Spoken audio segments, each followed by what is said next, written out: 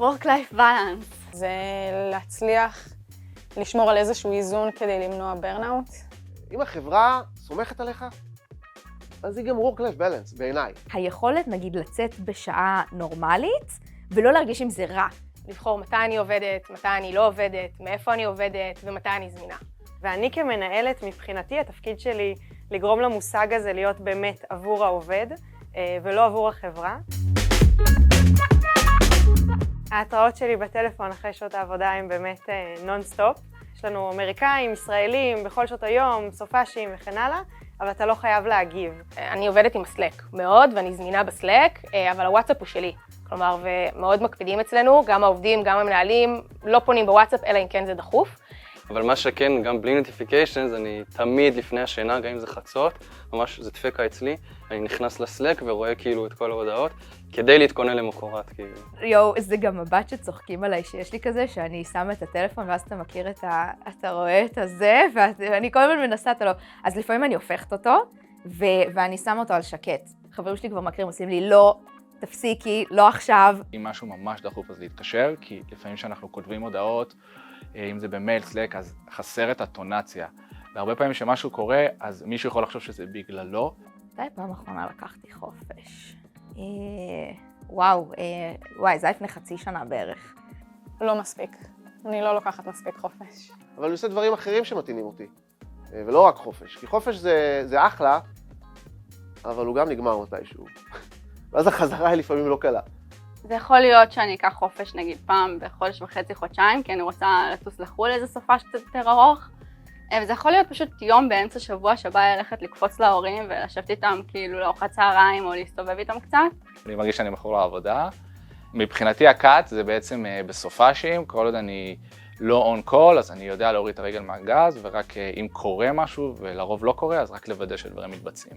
כן יצא לי לבוא ולהגיד, אני רוצה בספרינט הזה קצת פחות או קצת דברים אחרים, וזה יתקבל בחיוב. אז באמת יש אצלנו איזושהי מדיניות גם של פגישות, שבדרך כלל הפגישות הן לא לפני 10 בבוקר והן לא אחרי 4 בצהריים. עוד דבר שיכול לעזור בתור מנהל זה פשוט לא להישאר עד מאוחר כל יום, כלומר, הרבה דוגמה אישית. מצד אחד מאוד נוח לעבוד מהבית, אבל כל הזמן יש בראש התחושה של אני מקבל משכורת מסוימת, אני מרגיש כל הזמן צורך שאני צריך להצדיק את המשכורת הזאת. אז יש איזו מין חרדה תמידית כזאת של כזה, אולי לא עבדתי מספיק היום, אולי לא הבאתי מספיק תוצאות היום. זו תפיסה מאוד מיושנת ש-X השעות שאתה משקיע זה איכות המוצר שאתה עושה. יש איזו התפכחות בעניין הזה, ואנשים מבינים שלא צריך למדוד את השעות. כאילו, זה לא עניין של שעות. It's not about quantity, it's about equality.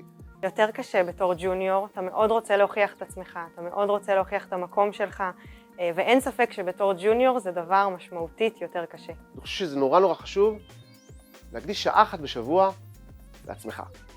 עכשיו יכול להיות לזה כל מיני דרכים, אתה יכול לעשות את זה, אולי ללכת לאיזה בירה עם חבר מסוים שאתה יכול לדבר איתו בצורה פתוחה, זה יכול להיות... לשבת לקרוא ספר כזה במיטה בכיף שלי עם כוס תה. יש טיפולים שאתה יכול לשלם עליהם, זה יכול להיות פסיכולוג, זה יכול להיות, לא יודע, גרינברג, כל מיני טיפולים כאלה, אבל בסופו של דבר, שעה אחת בשבוע, אתה הכי חשוב. אם אתה לא מכריח את עצמך, זה לא יקרה. ודווקא שאתה בא להכריח את עצמך, ובימים האלה שלא בא לך, אתה רוצה לוותר, אין לך כוח לזה, זה הימים הכי חשובים שאתה תעשה את זה. כי דווקא הימים האלה, הם בדרך כלל הימים שיש להם הכי הרבה אינסייטים. חשבתי לבוא ברגל, התחרטתי מאוד מהר.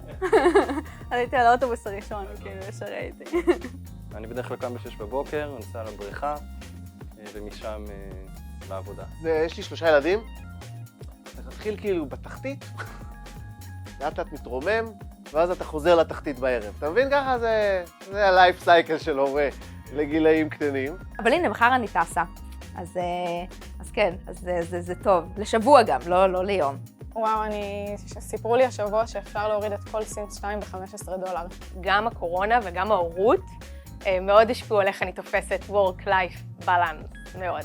הכל עושים מההתחלה, מאפס, הכל בונים from scratch. אני בעצמי עושה סרטונים, אז אני רואה רגיל, אני מכיר את הצד השני. תודה רבה. תודה רבה.